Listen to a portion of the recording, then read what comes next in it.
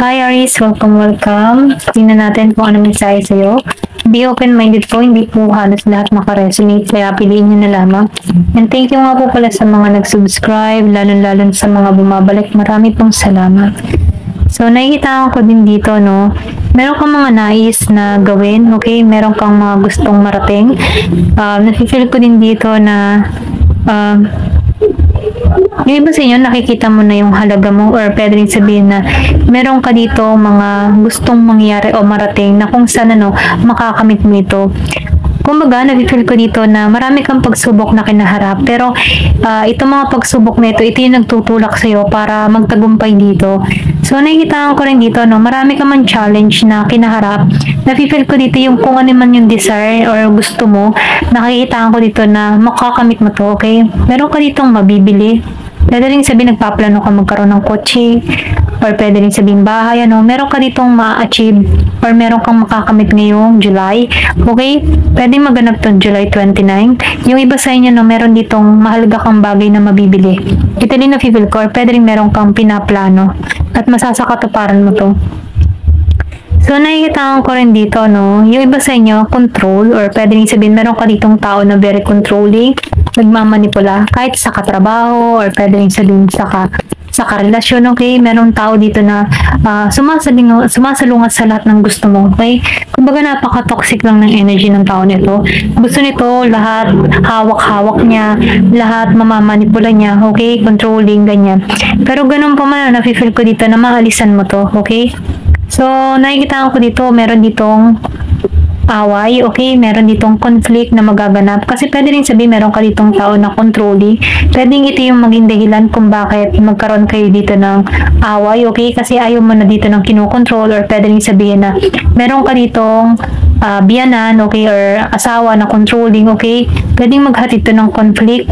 Pwedeng na papagitna ka dito. Ito rin ko, meron ditong hindi magkasundo yung biyanan or ang kanyang manugang, mga ganun ba. Meron ditong away, or pwede rin sabihin sa katrabaho, merong hindi magkasundo, boss, or pwede rin sabihin na empleyado. So, na-feel ko dito, meron ditong conflict, away, gulo na mangyayari. Pero ganun pa man, nakikitaan ko dito ng reconciliation. Meron dito makikipagkasundo. Pwede rin sabihin, meron ka ditong tao na controlling. Tutungo to sa'yo, gusto makipagkasundo dito, gustong ayusin yung connection, or gusto nang makipagbati dito. Okay? Kumbaga, nakikitaan ko ditong may sakal, or pwede rin sabihin, meron kang biyanan na sobrang controlling, ganyan. Sobrang pakalamera, mga ganun ba. Pero ganun pa man, na-feel ko dito na meron dito gustong makipagkasundo, okay? Gustong maging maayos na. Ayan, ito na nakita ko. So, piliin nyo na lamang. Hindi halos lahat sa part na to. Pero ganun pa man, nafe-feel ko dito na may pakikipagkasundo dito. So, nakikitaan ko rin dito, magiging maayos to, okay? Kung meron ka ditong mga nakaaway in the past, controlling, manipula, ganyan, kahit sa katrabaho, kapamilya, o ano pa man, nafe-feel ko dito na mahanap mo dito yung harmony mo, okay? Maybe, challenge lang to sa'yo, okay? Pero ganun pa man, nakikitaan ko dito yung pakikipagkasundo, pakikipagmabutihan. So, meron tong magandang balita para sa'yo. Ayan, ito na yung nafe-feel ko. Yung iba naman sa inyo, nafe-feel ko dito yung pagiging mabuting loob. Ayan. Ito yung maghahatid sa iyo ng magandang balita. Okay? Meron dito good news na parating sa iyo. Meron ditong pinanganak ng 15, 7, 29. Meron 33 years old, 64 years old.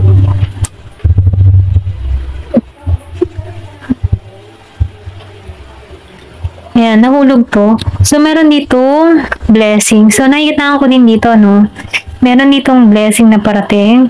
Kumbaga, nakikita ko dito na magkakaroon ka dito ng kaliwanagan. Pwede rin sabihin ito pa ipagkasundo, maghatid sa'yo ng blessing, okay? Magana pakaramdam, maayos na pakaramdam. Meron ditong 23 years old.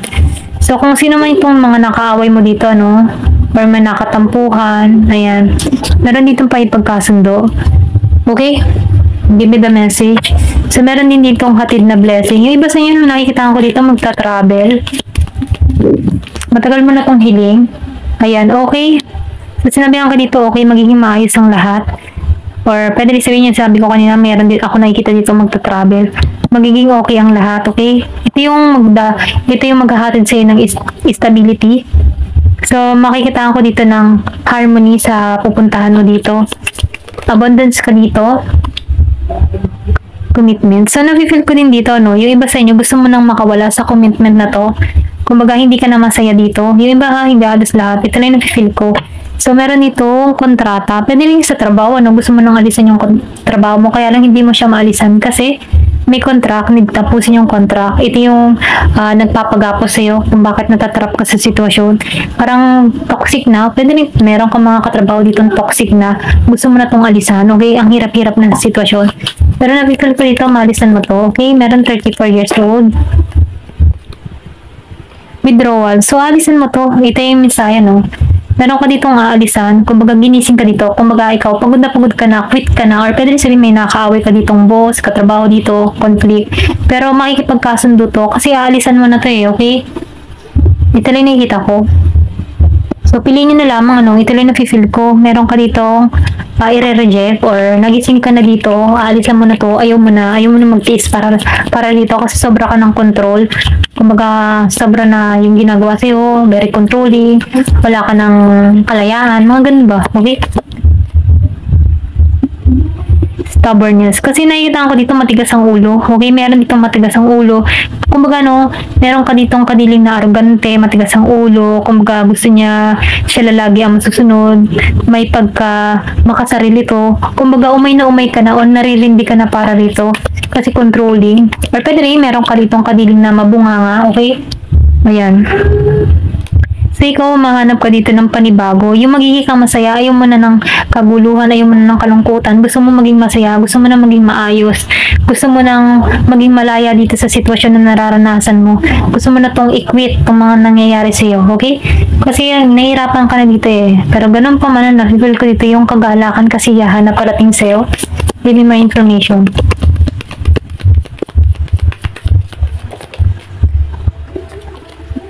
So, confinement. So, nakikita ko rin dito, hindi ka malaya sa sitwasyon mo dito kasi meron kang toxic na tao sa paligid mo. Feeling kang trap dito na kung saan gusto mo na tong alisan, gusto mo na tong tanggalan, kaya lang may matigas yung ulo, or selfish, okay? Nahihirapan ka na dito, nadidiin ka dito, or pwede rin sabihin meron kang kadiling dito na sobrang hirap pakisamahan, okay? So, hindi ka nagiging malaya dito. Dito lang na-feel ko. Give me the message. Pero ganun pa man nakikitaan ko dito na itong tao na ito galit okay, mabunganga, okay, mainitin ang ulo. Pwedeng meron kang kadiling na ganun, mainitin ang ulo, sawang-sawa ka na sa pagbubunganga, okay, naririndi ka na, okay, parang sobrang foul na yung ginagawa sa'yo, masasakit na yung salita niya, ganyan. Pero nakikitaan ko dito, alisan mo to at magtatagumpay ka dito. Kasi toxic na tatanggalan mo to.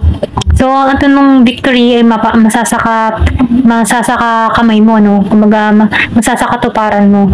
So, meron ka ditong achievement na mangyayari, may success na mangyayari sa'yo. Okay, kasi tatanggalan mo na to kasi sobra ka nang nahihirapan sa sitwasyon, sa experience na naranasan mo. So, nabibili ko dito, magtatagumpay ka dito. Ayan. So, meron ditong 19, meron din 56 years old, meron 60 years old, 64, meron din 23, 47, 34, meron 33, pinanganak ng 15, 7, 29, and 19, okay?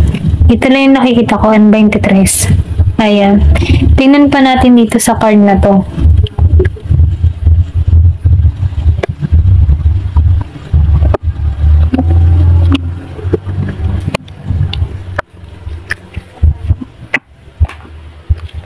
Give me the message. So, meron ka dito na release your block. So, nakikita ko dito, matanggalan mo tong mga blockage, mga hadlang sa buhay mo. Okay? Paalisan mo na to. So, meron ka ditong kadiling na Virgo. Give me the message. Go for it. So, sinasabihan ka dito, gawin mo to. Meron ka ng kadiling na Aries. Or pwede rin sabihin na sa birth chart mo to, Virgo and Aries.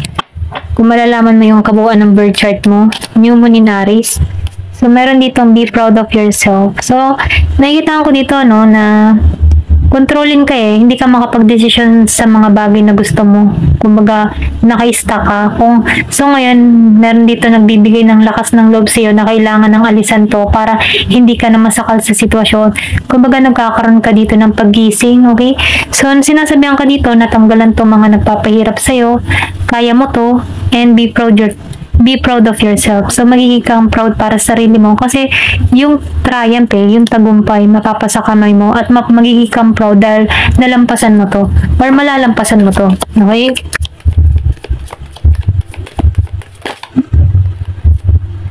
Be real, okay? Magiging itong makatotohanan, okay? Kung ikaw man ay nasasakal, piling trap sa isang sitwasyon, mapagtatagumpayan mo to, okay? Kailangan mo lang dito ng action, pagkilos para alisan to. Kung nahihirapan ka na sa isang sitwasyon, mapatrabaho, relasyon, okay? At piling mo, sakal ka na, huwag mo lang ito pagtuunan ng pansin.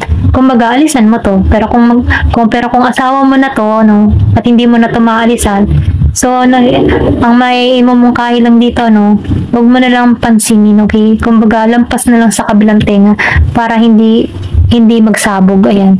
Ito lang yung mensahe, no. Thank you for watching and love and peace.